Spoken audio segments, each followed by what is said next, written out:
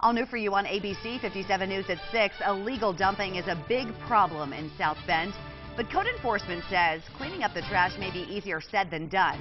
Tonight, ABC 57 is working for you. Water leaks, mold, some Mishawaka tenants say they're going to get sick. What we just learned from the company that manages these apartments. Plus, busing is a safety issue for the children, and their safety should come first. New bus routes means new sidewalks in Goshen, but are your children safe? Hours before class begins, the concrete is still drying. And right now it looks nice and quiet for the overnight hours, maybe a little bit on the cool side for kids heading back to school. Might just need a light jacket or sweatshirt. We'll have the very latest numbers in your county-by-county forecast coming up. ABC 57 News at 6 starts now. Covering South Bend, Elkhart, and all of Michiana, this is ABC 57 News at 6. It's a marathon, not a sprint. And the amount of debris that we're taking off is still fairly high. All new for you tonight at 6, a special ABC 57 investigation into illegal dumping in South Bend. Yesterday, we talked with neighborhood groups to see what can be done. Tonight, what we learned from code enforcement. Good evening, everyone. I'm Kim Chappell. Brian Dorman has the night off. Today, we met with city officials, and they told us they've already collected several million pounds of trash just this year. But some serious challenges still remain ahead. ABC 57's Daryl Bajoris is live for us in downtown South Bend. Daryl, is this a problem that can ever be solved? Yeah, Kim, but not anytime soon. Code enforcement officials tell me a majority of these dumpy properties are owned by big banks that often fail to comply. Now that has to change, but the city needs help applying pressure. It's not hard to see. Quick drive through South Bend's west side, trash is a constant. In some areas, it's been a problem for years. We wanted to know why. So we went to ask code enforcement to see what's being done. It's a marathon, not a sprint. Brian Haygood is in it for the long haul. As chief inspector for South Bend's code enforcement, he's working tirelessly to solve an issue with no immediate end in sight. And the amount of debris that we're taking off is still fairly high. Code enforcement has picked up over 3 million pounds of trash this year, only to have that garbage pile up elsewhere the very next day. Part of the problem is getting big banks like Fannie Mae and Freddie Mac to manage their own property. City officials say they've essentially laid down, stonewalling any serious solution. If you can't get the banks to cooperate, it's going to be difficult to get the private citizens to follow suit. His department takes this issue seriously, citing property owners who fail to comply. Still, Haygood says hundreds choose to ignore that, putting the city in a difficult position. It needs state and federal help. So we called. This is Daryl with ABC 57 News. Local legislators, congressmen and women to see what they're doing about it.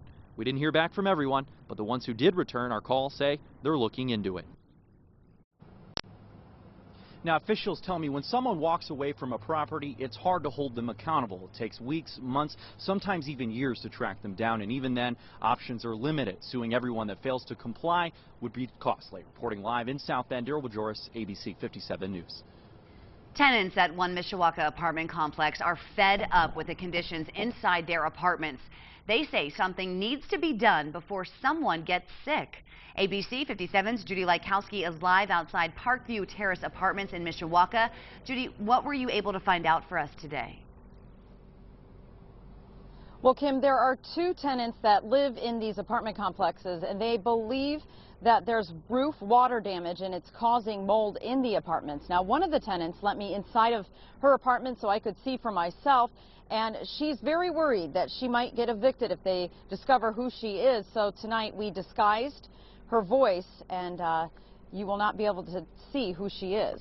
Now, inside of the apartment, I was able to see what looked like mold on her wall.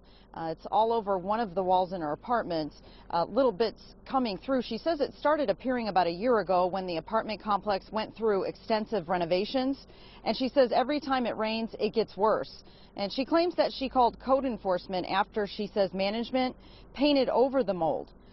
Now, I talked with management today. They claim there is no mold.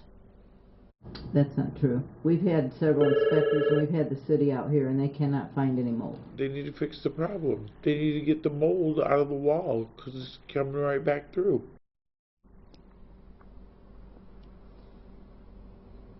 Now, I also talked with the director of code enforcement in Mishawaka. He says they have not had a complaint for mold at this apartment complex this year.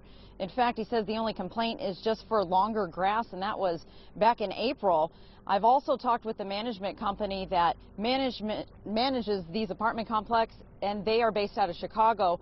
They say they would like the tenant to call them so they could have a specialist come out and sample what she believes is mold, and they could do some testing on it. Reporting live in Mishawaka, Judy Lykowski, ABC 57 News. Police say a massive explosion at a Rochester fireworks store was set on purpose. Several fire departments responded to that July 17th fire at Windy City Fireworks. Flames could be seen for miles. Several fireworks even exploded. Today, police announced a $5,000 reward. If you have any information, you are asked to call the Indiana Arson Hotline. And all new at 11 tonight, we are digging deeper into that arson investigation, what neighbors have to say about this latest development, and how they feel about a longtime local business being purposefully set on fire.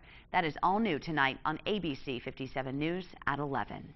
And right now, Jamie is tracking some cool down on the way. Yeah, a little bit of a cool down out there once again. We just start warming things up and a cold front comes through, and now it looks like we're going to be cooling things back off. But the good news is that front's far off to the south and took all those showers and storms with it. ABC 57 first warning Doppler radar looks good all the way from Niles, Buchanan area, all over to New Carlisle, Michigan City also looking just fine right now. In fact, temperatures have cooled a little bit, but not bad. Elkhart running at 77 degrees right now.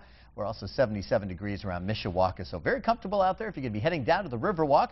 Looks like some sunshine, just mixing in with a few clouds. Temperature 75 degrees by 7 p.m., 74 degrees by 8 p.m., 71 at 9, and down into the upper 60s by 10 p.m. Overall, looks like a pretty nice setup for the evening hours. Might be a little on the cool side, though. By the time tomorrow morning rolls around, we'll take you county by county with your forecast coming up in just a few minutes. Kim?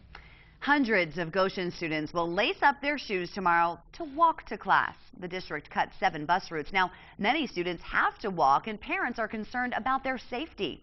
ABC 57's Megan Schiller joins us live in Goshen tonight. She talked with parents there today. Megan, what did they tell you? Well, many parents told me they chose Goshen for the busing specifically, and now they're forced to come up with a new plan. Either walk their child to school, hire a babysitter, or let the little one go off alone. Now, today, crews were still pouring fresh cement along County Road 17 and in a few other areas designated as walk zones. The work is part of a compromise to put sidewalks in where those bus routes were cut. The walk zones designate a child living within 1 mile of a school. That child would then have to walk, but that hasn't always been enforced. Parents in the Broadview subdivision say 1 mile even is still far for elementary school students. As far as I know, the sidewalk's not even quite finished yet. At least when I checked it yesterday, it still wasn't done. So we hadn't tried to walk it yet to test it out, what it would be like. Now, some parents down the street said that they did test it out, and it took them more than 30 minutes to get to the elementary school.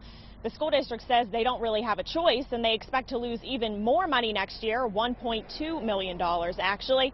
But the parents say they should make cuts elsewhere. Reporting live in Goshen, Megan Schiller, ABC 57 News. School doesn't start in Michigan until after Labor Day, but students in Van Buren County School District face big changes this school year. ABC 57's Amanda Starantino joins us live from Covert, where some parents say they are very worried tonight. Amanda, what is the problem out there? Covert Public Schools are caught in the middle of a property tax dispute. Van Buren County is fighting with a local business about the taxes that it owes, and right now no tax money is coming in. It's tax money the county desperately needs to keep the school district up and running. Covert schools are nearly broke, so broke officials say they may have to close the doors on October 18th. It's a shocking and troubling situation for the people who live in this little town, but I talked to several parents today who say it's one they've seen coming for a long time. The district has been cutting classes for quite a while, and only a handful of teachers are left. Parents told me they're worried. Some are already taking their kids out of the district and putting them into schools nearby. I took 3 of my kids out the year before last, and put them in a different school because of the situations going on in Covert. And then unfortunately I had to put them back this last year. But with everything that's going on this year, I'm taking them back out. I'm putting them in South Haven, Bangor, somewhere. The school board is going to meet Monday night to decide what to do from here and whether or not to even open the school doors come September. Live in Covert, Amanda Starrentino, ABC 57 News. Well, the Elkhart sewer wars may finally be coming to an end tonight. After 8 months of back and forth, the City Council is expected to vote on that sewer compact fees. ABC 57's Jasmine Norwood has been covering this story for 8 months for us. Jasmine, residents have got to be ready for a solution here. They are, Kim, and there's a lot riding on tonight's vote, particularly on one council member, Rod Robertson. Now, the council was split down the middle, and the only way the mayor's proposal will not pass is if Robertson votes against it. I talked with a business owner about why Valley View residents and business owners have stuck together over the last 8 months. Let's face it, if the mayor's willing to go ahead and nail people who are retired and immigrants and people who are not of the means to be able to pay his charges, really, what are we going to expect when he goes after businesses who he assumes all have money? Now, I will be going into this meeting in a little less than an hour now, so I'll have updates for you tonight at 10 and 11 on how it all plays out. Reporting live in Elkhart, Jasmine Norwood, ABC 57 News. A St. Joseph County construction project is almost complete. The new Ironwood Roundabout is set to open next week. The intersection closed in April, and while some drivers were unhappy about that detour, others told ABC 57 they hope the new roundabout will ease congestion at that very busy intersection. Getting around South Bend may not be easy this fall on Notre Dame football game days.